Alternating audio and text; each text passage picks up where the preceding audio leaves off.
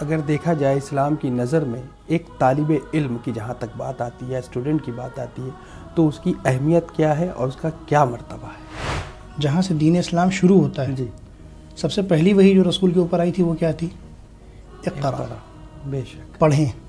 بے شک۔ یعنی اسلام پہلے ہی جو رسول کے اوپر وہی کر رہا ہے وہ کس چیز کی طرف کہ پڑھو۔ کیا لڑکیاں اس وقت جو ترقی حاصل کر رہی ہیں، جو لڑکیاں، کوئی بھی لڑکی ہو، وہ ڈاکٹر بننا چاہتی ہے یا انجینئر بننا چاہتی ہے، تو اس کے لیے اسلامی نظریہ کیا ہے؟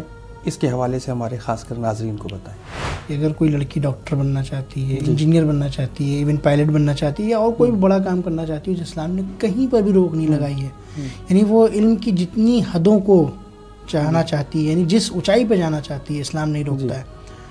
بس اسلام کے نے جس جہاں پر آ کر کے اس کے اوپر فاؤنڈیشنز لگائی ہیں، وہ صرف اور صرف اس بات کے اوپر ہے کہ آپ کی سیکیورٹی، آپ کی عفت محفوظ رہنی چاہیے۔